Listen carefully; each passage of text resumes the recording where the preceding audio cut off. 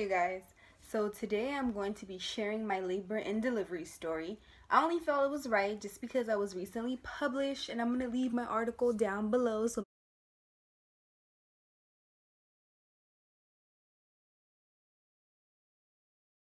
make sure you go check it out. I'm super excited to share my story because I did endure some crazy things, and I figured why not share with the world everything that I've learned through my experience and how important it is for us women to advocate. So as of today, I am 2.5 months postpartum. I have my son. He was premature. Anyways, he was born at 31 weeks. First found out I was pregnant, I pretty much did what every other girl does. I went to YouTube, I went to babycenter.com, I went to Google, I went to just everything, and I was asking people questions like, what did you go through? How was it? What was the pain like? Just asking all my questions, trying to get a better understanding of it. But I think one thing that I didn't realize or caught a clue on was basically no matter how many different stories you hear, you're not gonna go through the exact same thing somebody else went through. Obviously, they tell you that, this is my experience, but you're not gonna go through that. I clearly thought I was going to be the girl to go through the same thing that everybody else went through, an easy delivery, or maybe I had to get epidural, but still, kind of follow that same guideline. During my pregnancy, I had a smooth process pretty much. Everything was going good and smooth. My only thing was I wasn't gaining enough weight, which wasn't really a problem because most people just blow up the last few days. And for me, I wasn't really worried about it. My only thing that I had going on during my pregnancy was my addiction to candy. Literally, that's it, you guys. I ate every single candy you could imagine. Except chocolate. I don't mess with chocolate like that. But anything else, I ate it. I ate it. I ate it. I'm talking about those super long straws full of sugar. I ate that, you guys. I ate that for breakfast. I ate that for lunch. I ate that for dinner. I ate Jolly Ranchers. I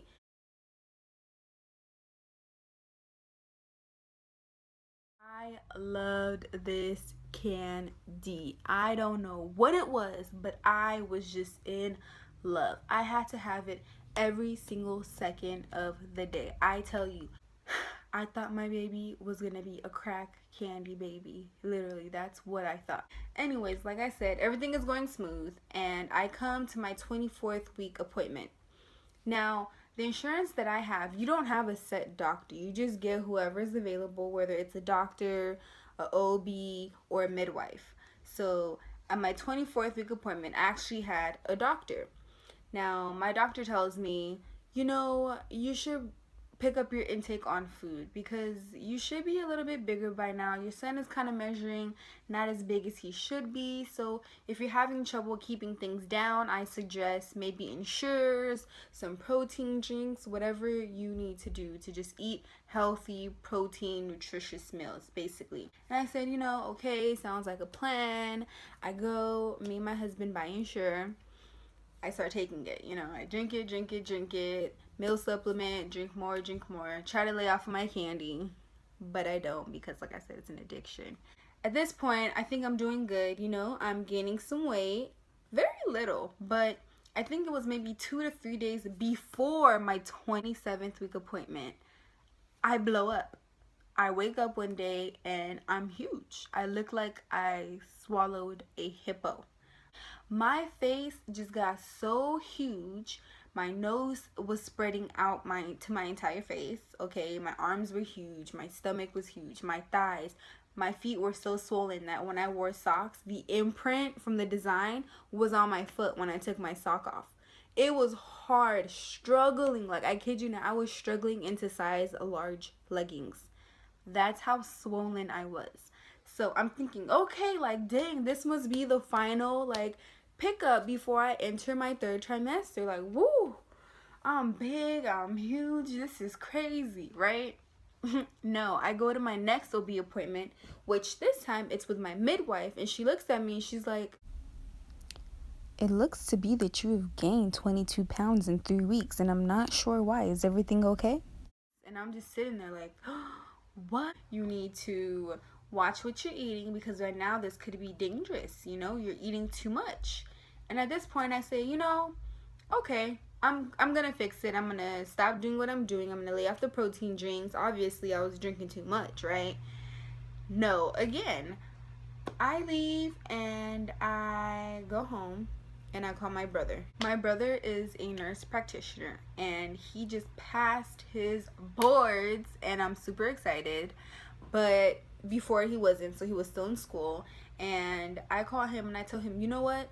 My doctor told me I gained 22 pounds. And that's so weird because even though I've been taking those protein drinks, would that be enough to just make me gain this much weight? And he tells me, like, no, that's not okay. You need to be checked. You should not ever gain 22 pounds in 3 weeks, pregnant or not. Like, that could be a sign for many different complications that could lead onto your pregnancy. And I'm listening to him, but instead of, really just going at it, like, okay, let me be an advocate and let me call my doctor again, let me do this, let me do that. I was kind of busy. I was graduating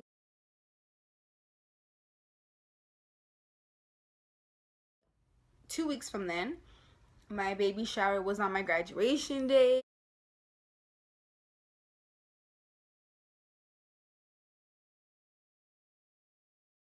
I just felt like, I have finals this week. Like, let me just prioritize, basically. And that was my main intention at that point. Now, fast forward, all these events end pretty much. And I suddenly gain more weight and I'm not feeling good. I just feel like it's hard for me to breathe.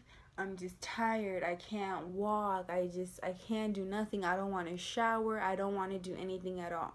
So at this point, I call my doctor and I tell her, I think I'm gaining more weight, but I haven't been eating that much. I've been watching my calories. I'm not feeling well. And she says, you know what? Well, unless, you're having severe migraines or you just are vomiting nonstop or, any of those big problems where I wouldn't need to call a doctor, I would just go into the emergency room, then you're fine. These are just normal symptoms. You're a first time mom. First time moms tend to, overreact with different situations. And I say, you know what? Okay, fine. Days go by and I call my doctor again. I said, you know what? I'm just not feeling well. Is this still like the first time mom thing? Should I come get checked? She said, sweetie, you can always get checked, but I don't recommend it. You are completely fine. I said, you know what? That's it. I'm fine. I'm getting big headed. Like, I'm no different from any other mom, pretty much. I'm fine. I'm exaggerating. I just need to calm down. A few more days go by and I wake up and right before I go to work, I start to vomit. Now, when I vomit, it's black. Me, I'm the era of Mr. Google. So I pull out my phone and I start Googling.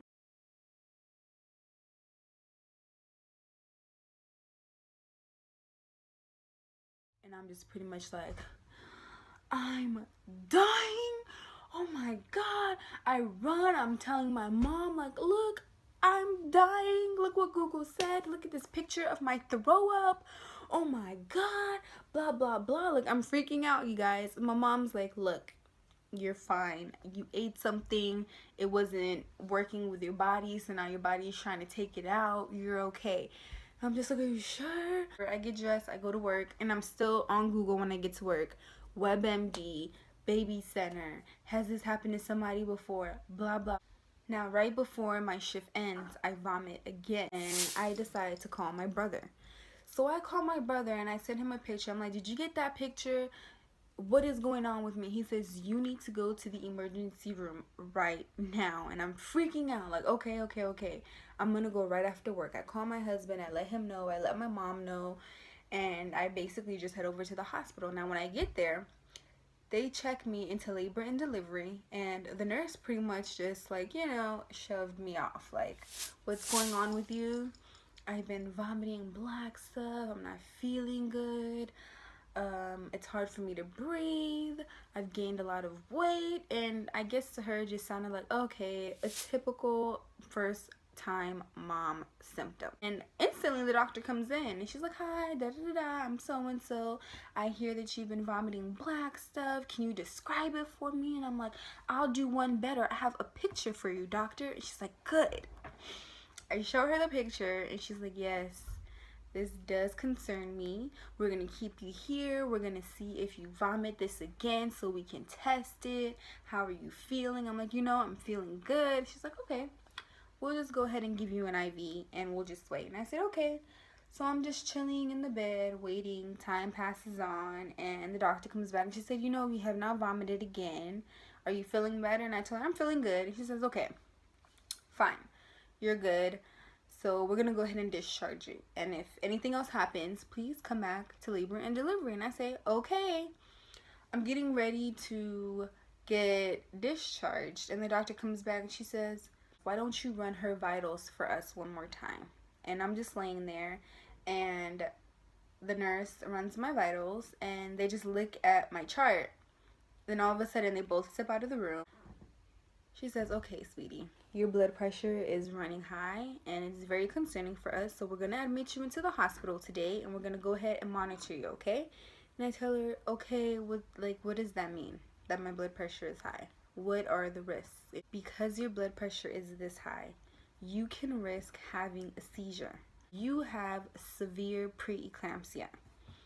And I don't know what that is. At that point, I did not research severe preeclampsia or preeclampsia. You know, Google didn't tell me about preeclampsia when I Googled, oh, I'm pregnant, what do I do now? You know, Baby Center didn't tell me about preeclampsia. YouTube didn't tell me about preeclampsia. I just did not know what it was. So I was freaking out. I'm calling my husband, I'm calling my mom, I'm calling my brother, I'm letting them know what's going on. They're all on their way to the hospital. I'm freaking out. They go ahead and put a catheter in me because they said, your blood pressure is 180. This is concerning. We do not want you walking around. We don't want you getting up. We don't want you getting upset. We don't want you getting mad. So we're going to go ahead and give you this catheter. They put a blood pressure belt on my arm, and I have to leave that on, you guys. It goes off every 15 minutes. You guys, everybody has had their vitals done. How annoying is it that you have the belt on every 15 minutes? It just squeezes your arm, gets your pressure, and then releases. Every 15 minutes, you guys. Every 15 minutes. Now, mind you, I was in the hospital for 7 days. And for all those 7 days, I had that blood pressure monitor on my arm going off for 15 minutes, okay? That's not fun, you guys. It's not fun at all. So at this point, I have my catheter in, I have this blood pressure belt on. My doctor comes back with the nurse, the high-risk pregnancy doctor, the neonatal doctor, and 2 more doctors. I don't know who they were or if they were just shadowing the doctors or, you know, interns. But anyways, they all come in and they tell me, we are going to start you on magnesium sulfate. They basically put that through your IV, and what it is this drug, and it's supposed to stop me from having seizures. Now, this drug makes you feel like you're dying, in my personal opinion. Half my body just felt like it was on fire. The other half felt like it was just frozen, you know. I had the worst migraine ever. My head just felt like somebody was just banging a hammer on top of it. The light, I could not look at the light. Everything had to be turned off. I did not want people talking loud. I could barely open my eyes all the way. Like, my eyes were so low because that's how much it hurt.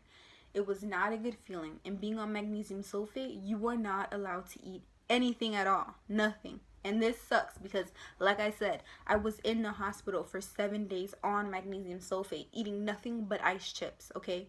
Ice chips. Tell me how you would feel. You would not feel very well. This was the high-risk doctor. He gave me 2 doses of steroids. One now, and then the next 24 hours from now. So I get my first shot. It's on my butt. And what this does is it's supposed to mature the baby's lungs, so he will be able to start breathing on his own, hopefully. You know, that's what's supposed to happen. I go ahead, I get that first shot. At this point, my husband's here, my mom's here, my sister's here, my dad's here, and we're all in there. Everybody's concerned. I'm just chilling in the bed, bored out of my mind. My husband brings me, you know, my laptop. My mom brings me clothes and everything else that I needed for the hospital, since, you know, due to me being so early at the hospital, I wasn't able to pack a hospital bag. So now The doctor comes back in and they say, okay, first thing tomorrow morning, we are going to have to transfer you to another hospital, which is 20 minutes away. And this one is the higher level unit hospital. At this hospital, they're basically just a higher level unit. They have more staff. They're able to do more things that the hospital that I'm currently at is not able to do. Plus, their NICU center is amazing.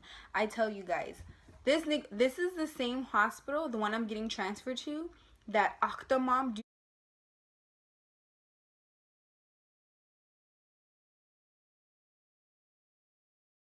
She delivered all 8 of her babies here with their team and their NICU. Dr. Gupta, his name is Dr. Gupta, he's Indian.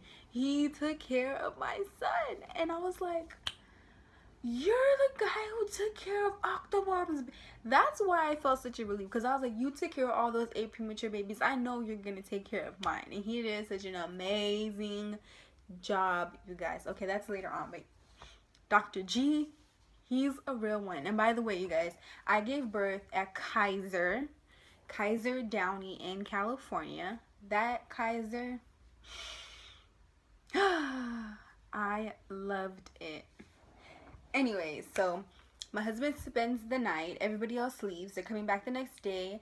And in the morning time, after my husband leaves, the ambulance comes. They get me. We go into the ambulance. And now I'm being transferred into the next hospital. My experience in the ambulance was kind of just weird because I was freaking out. I've never been in an ambulance before. Everybody in there were very nice. They were all talking to me, trying to keep me up, and every time basically they stopped talking to me, I would hear my blood pressure monitor go off. So I knew, like, okay, my blood pressure is going up. And at this point, I would see they would try harder to talk to me to bring my blood pressure back down. So they would say, so what are you gonna name your son? And I just be like, I don't know. And they're like, you don't know? Like, no. And you guys, a sidebar, I didn't end up naming my son until like 3 days later after his birth because I didn't know. I got checked in. I received my next dose of steroids, which was on the opposite butt cheek, which hurts, by the way. I don't know if I mentioned it. It definitely hurts, you guys. It hurts. And at this point, I'm just in there watching Netflix, watching HBO. I'm on Hulu. I'm bored. I'm on my phone, laying there. My blood pressure monitor is just still going off every 15 minutes. The nurse comes in literally every 5 minutes to change my catheter bowl because that's how much I'm peeing. They're trying to like clean me out. And I still have IVs. I'm still hooked up to all these 50 million different machines on, right? So this is the next day and the doctor decides, okay, we're going to have to induce you, okay? And I'm like, okay, so my parents are here, my husband's here, my sister, my cousin, my aunt, everybody's pretty much there.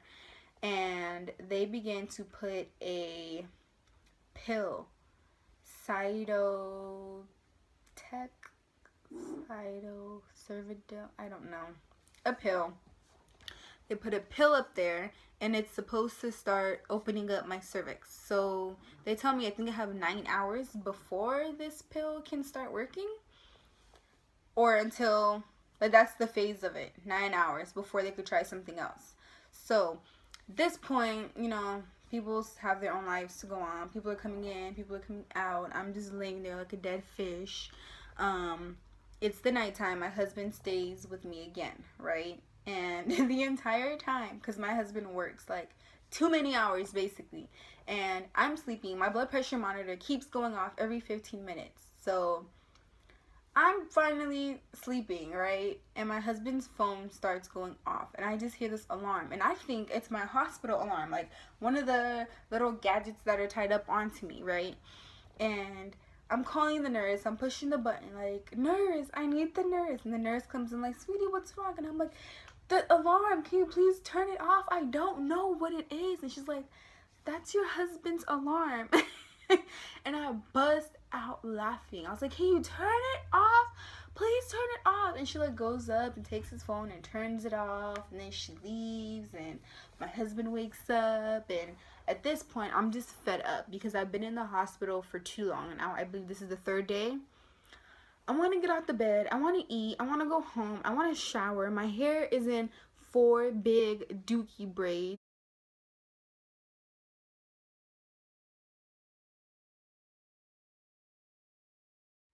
and I'm just miserable right now. So every time my blood pressure monitor kept going off, I would just take it off. And then the nurse would come back. Sweetie, you have to leave this on. I'm like, okay. She'd come back, I would take it off. I just kept taking it off, you guys, because to a certain point, your arm just becomes numb. It just hurts now. It doesn't feel good. It just hurts. My arm's starting to shake. It's just been on there for too many days, going on for 15 minutes for too many times. Like, this is ridiculous. And all she kept saying was, you know, you have to leave it on. We have to keep a monitor on your blood pressure. Yes, I know, nurse. You have to keep a monitor on my blood pressure. But is there another way? Because my arm's going to fall off. That's how I literally felt. They didn't understand. But I guess they were just trying to save my life. I'll let it pass. My doctor comes back in and they put a balloon in there. And that's supposed to stretch you out. And I start feeling contractions, right? And as soon as my doctor comes in, I tell her, I'm feeling contractions. Do you want an epidural? I said, yes. Yes, I want the epidural, sir. I want the epidural. I needed the epidural. And I kid you guys not. When I found out I was pregnant, I was like, I'm having an all-natural delivery. I don't want no medicine. I don't even want an IV. Like, I'm the one crying for the epidural. I was crying for the epidural. I was like, I want the epidural. You guys, I don't know if I would have been able to do it had I not had severe preeclampsia, but because there was so much going on with my body, I just needed something to take all of the pain away. Just numb me, do whatever you gotta do, just make me feel better. And my doctor gave me a bolus, and it just looks like a little thing, and you just push it to release more epidural every 15 minutes, pretty much. I kept falling asleep, waking up, falling asleep, waking up. So what I was doing was I would have my husband and my cousin time their phone for every 15 minutes. Now every 15 minutes I was expecting them to hit my bolus so I wouldn't have to wake up and feel a contraction. They were missing it, basically. They were not setting the alarm. They're like, we got this, whatever, da da da da. And I would just wake up from my sleep screaming in pain, just upset, like, why didn't you push it? Ah, like, it's hurting. Why didn't you push it? And they'll be like, oh, we're sorry, da da da da. And I'd be so upset to the point where I would try to wake myself up. So like 2 minutes later, I would wake up and be like, push it, push it. My mom's like, you've only been asleep for like a minute and a half. And I'm like, okay, I'll go back to sleep. Push it, push it. No, it's not. And that went on for a few hours. Now, mind you, throughout this entire time, because of my magnesium sulfate, half my body was hot, like I said. The other body was cold. So my AC in my room was going on and off every 5 to 10 minutes. I would have it all the way up to like 80 degrees. Then I would drop it all the way to 60, 80, 60, 80, 60. I kid you not, everybody in my room basically came in with a sweater, took it off, put the sweater on, took it off, put the sweater on, took it off. It was like a cycle, pretty much. My mom had a blanket in there. Eventually, I started feeling pressure. And I tell my nurse, like, you know, I'm feeling pressure down there. Can you see what's going on? They check me. They're like, you know what? Let me go and get the doctor. She goes and she gets a doctor. This is not my original doctor. This lady, I do not like her. I'm not going to say her name because I do not want to be sued or a lawsuit against me for defamation or anything like that. So I'm not going to say her name. But she was horrible. She walks in with a snooty attitude, does not introduce herself, just comes in, sits down, says, I need you to lean back, and they put the little stirrups on, and she said, put your legs on top. I do what she says. You know, I'm not going to question her. She's the doctor. She's the one who went to school for 12 years, right? I lean back, I put my legs up, and she's checking me. She's like, all right, I'm going to need whoever is not in this room to get out. Like, whoever's not meant to be in the room to get out. Whoever's in here, get in position. Let's get started.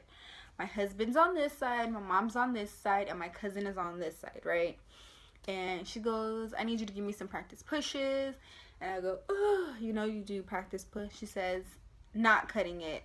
Push like you're doing a sit-up. So I pretend like I'm doing a sit-up. And I try to push with those muscles. And she's like, stop. Push like you're about to poop. So I say, okay, I try. She goes, that's not it. I did 3 that were good. And she goes, all right, call the NICU. Let's get started. Everybody comes in. Now my room is more packed than normal just because they have all their NICU staff there. And The room was just full. I don't even remember what anybody looked like. I'm sure they were all just looking at me. So awkward, you guys. So awkward.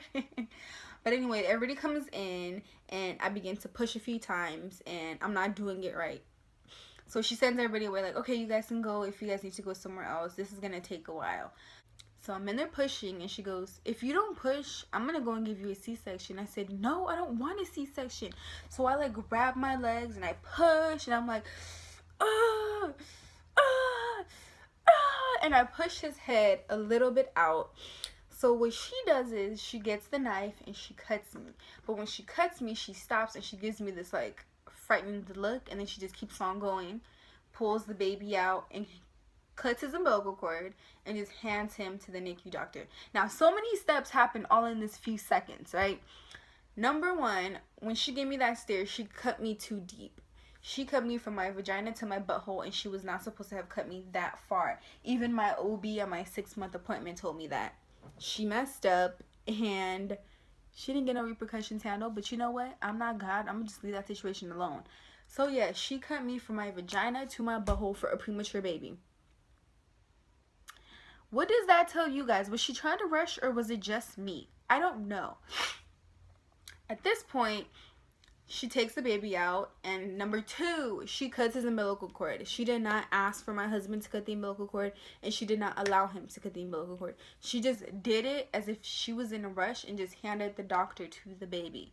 Now, the neonatal doctor who grabbed him said, you know, she needs to see the baby. She needs to see the baby. So, Mom, can you see the baby? She holds my son up, and I'm looking at him, and I'm like, oh my gosh. And I'm crying because he looks crazy. He looked crazy to me. His head was deformed. He was so tiny. His head was big and deformed, but his body was so little. My husband goes with the team to the NICU, and my doctor is trying to sew me up. But because I did have severe preeclampsia, my entire vagina was completely swollen shut. So, and now they had to take me to the OR. You guys, the story just keeps getting more and more horrible. So I get wheeled into the OR, and the lights are just shining in my face. Everybody is working on me. I'm awake. I still have my epidural, but it's freezing cold in there. It is so cold inside the operating room, you guys. And I was so scared. I was so afraid, and I was by myself. And I was just like, my eyes were watering, and I was just laying there, and I was just like, hello? Hello? And I was just shaking. My up half was shaking. I was just shaking like, hello? Can you guys hear me? Like, what's going on? What's going on? Can I get a pillow? I even asked for a pillow because my head was laying so flat down, and I had mucus like all throughout my throat. Everybody just kept on ignoring me. So at this point, I'm freaking out, and nobody is talking to me. Nobody is pretty much saying anything. And as soon as they're done, the doctor just drops her equipment on the little plate or whatever it's called and walks out and doesn't say anything. And I had a problem with this because when you're wheeling somebody into the OR, I would expect to be treated in a such way that was basically, I just wanted to feel comfortable, you know. Hi, sweetie, here's what's going on. You're bleeding. We're going to try to sew you up. We're trying to stop this from happening, blah, blah, blah, blah. Don't worry, I got this. Go in there. She does it. All right, sweetie, you're done. I will see you out in the room. You know, something like that to make me feel comfortable. And I did not get that. So I was a scared little sheep in there. Eyes all watering, shaking, frozen to death. Hello? Hello? That's literally how I sounded, and nobody answered me until the doctor left. As soon as the doctor left, all the nurses just came to me like, sweetie, are you okay? You're all done. Don't worry. We're going to take care of you. We're going to take you back to the room. So now that I'm back into the room, I basically just pass out. I pass out and I wake up, and who wakes me up? The nurse wakes me up. They keep checking me. I still have my blood pressure monitor on. I still have my magnesium on because apparently you still have preeclampsia until, I want to say, 6 weeks after you've given birth. So I still have all this on. I'm still on this magnesium. My epidural has not worn off yet. My husband comes back and he's showing me a picture of my son, and I bust up crying, y'all. I'm crying all over the place because I'm not allowed to go see him because I'm on magnesium sulfate and I can't walk, and I'm so upset at this point, so I just keep on crying. My mom goes to see him, I cry. My dad goes to see him, I cry. They tell me, oh, he has two dimples on one cheek like you, I cry. Oh, he has your nose, I cry. Oh, he looks like you. I just cry and cry and cry, because I'm supposed to be the first to see him. I'm supposed to be the first to hold him. I'm supposed to be the first for all that, and I wasn't. So I just felt like I was robbed out of that opportunity. I'm doing much better. It's the next day now, and I'm still not able to see my son yet. I'm gassy, so I started to, pass gas. And what happens is I pass gas, but really I diarrheaed on myself. I diarrheaed on myself all over, and it was just a mess. My mom and my cousin take me into the restroom. This is the first time I've went to the bathroom on my own, because they finally took the catheter out, because I was freaking out. My mom and my cousin take me into the bathroom, and they wipe my butt, they change my pad. The only thing that really annoyed me about this situation was that my mom took a hot cup of water, mixed peroxide and salt, and just threw it on my vagina, and I started screaming from the top of my lungs because it hurt so bad. And my mom's reaction was just like, what, do you want to get an infection down there? And I was like, no, I don't want an infection, but it hurts. She's like, all right, I'm gonna go slow. So she's pouring it super slow, and it's hurting, and I'm just crying, and I'm upset. Now, my doctor comes in, but it's new. It's a new doctor. And I'm asking, what happened to the other doctor? And they said, oh, we're covering for her. However, her time wasn't up, pretty much, because she overheard us talking. But I ended up getting a new doctor, and he was cool. He was checking on me, and that was great. My husband pretty much just did everything for me. He was taking such good care of me. Him, my cousin, my mom, my dad, everyone just pretty much did so much.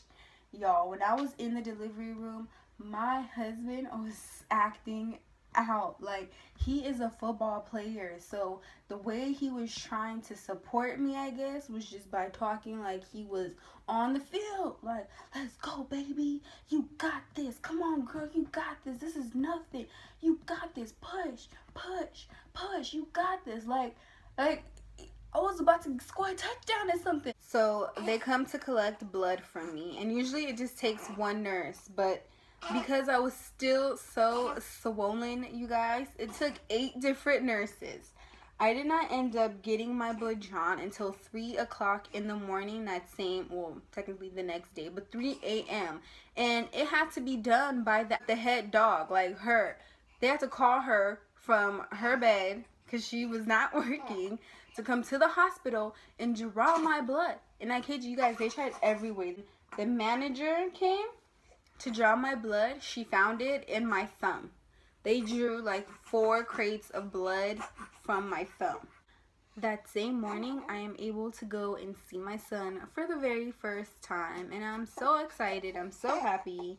I'm still on magnesium, but at least I get to get in the wheelchair and go and see him. And of course, I just cried and cried and cried like always. And basically with my son, he was born June 8th, 2017 at 11:23 p.m. It's 4 pounds, 3 ounces, and pretty much was 18 inches long. He had respiratory distress syndrome. He had jaundice. He was not able to eat through a bottle or anything like that, obviously. So they had the GN tube in his nose to feed him. And he was basically in the hospital for such a long time, over a month. And it was just crazy, just having to come to the hospital every single day to see him, sometimes twice a day, you know. And when I first got to hold him, I was the first to hold him, by the way. I cried. I was so excited. I was so happy. I was the first to change his diaper. I was even more happier. He peed all over me, and I was just so happy because I was like, oh, I'm so happy that I get to experience this with you. And now, you guys, what is it? It's like August 26th. He's a big boy. He doesn't look like he was preemie. He's getting chunky. He's still weighing newborns. Mind you, I gave birth June 8th. He was supposed to have been born August 4th. So he was supposed to have been born about 2 weeks ago. But all things happen for a reason. I'm super happy that he's healthy, you know. He is my twin.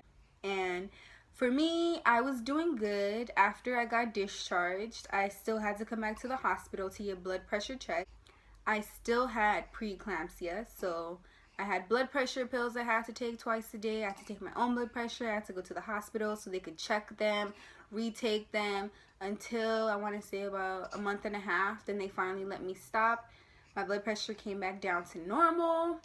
I went to my postpartum appointment where everything was okay except my doctor. When she gave me the episiotomy, she sewed me, but some of my insides were hanging through the stitching.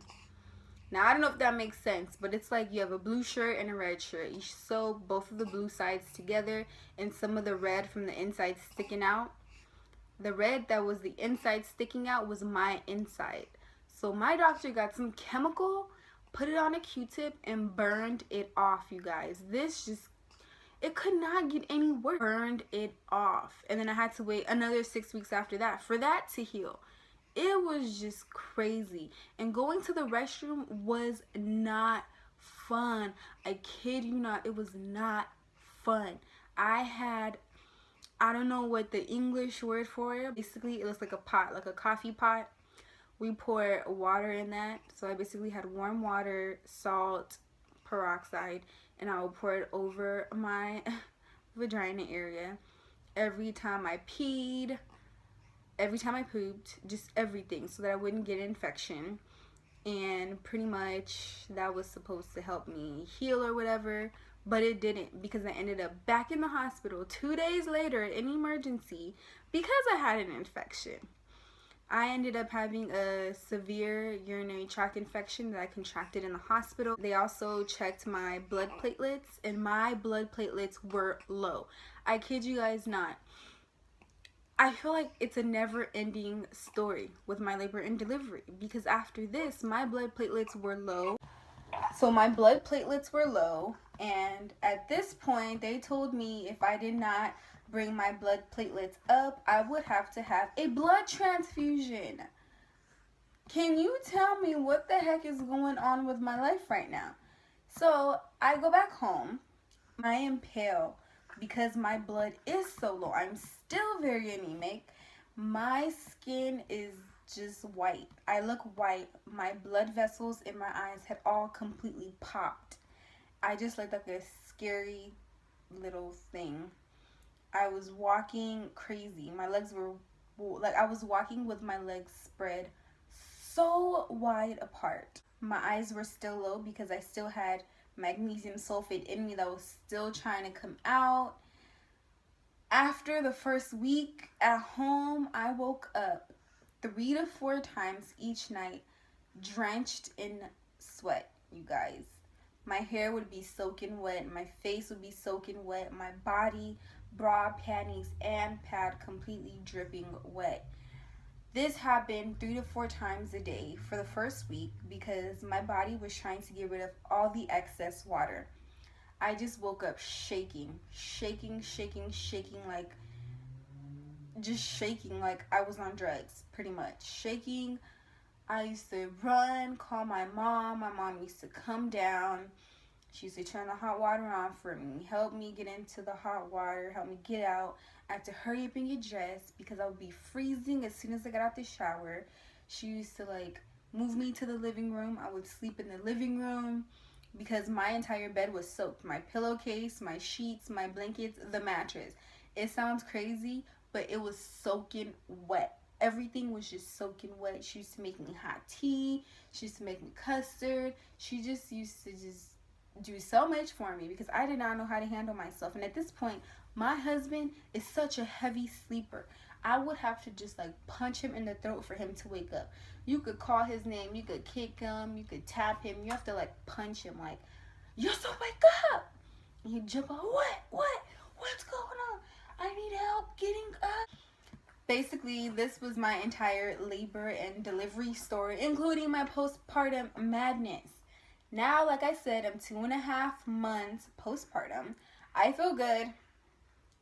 I'm back to my pregnancy weight. I'm happy. I'm not on blood pressure pills. I'm not on extra iron. I'm still taking my prenatals because I'm exclusively breastfeeding my son. He's doing good. He's not on any of his medication. When he first came home, he was on polyvitamin and ferrous sulfate, but now he's not on any of that. I did this video because I just wanted to spread awareness. Like, you guys, I don't care if it's a doctor, a police officer, a judge, whoever, we have got to advocate for ourselves. Like, this is our life. This is our child's life. This is our bodies. Whenever things go wrong, not even medical speaking, you know, we need to take initiative and advocate for ourselves. If we feel like something is not right, we need to stand up and we need to do something about it. Because when you don't and something does happen, they're going to say, what did you do? Why didn't you do this? Why didn't you do that? You want to be the one to say, you know what? If you don't help me, I need to speak to your manager and I'm going to go above you and I'm going to go above them until I get my answer or until I get help. He's falling back asleep now. But his name is Bilal. B-I-L-A-L. I'm spelling it because everybody asks, what's his name? What's his name? And I say, oh, his name is Bilal. And they're like, Bilal? Blah, blah, like they just can't say it. So they're like, spell it. And I'm like, B-I-L-A-L. They were like, oh, okay. And I'm like, yeah, that's his name. Thank you so much for watching this video, you guys. I hope I was able to help anybody out there. If they watched this, go ahead and check the link down below to see my article that was published. And please like, comment, and subscribe. This is my first YouTube video channel, and I'm going to do more. So go ahead and stay tuned if you're interested. Thank you so much for watching.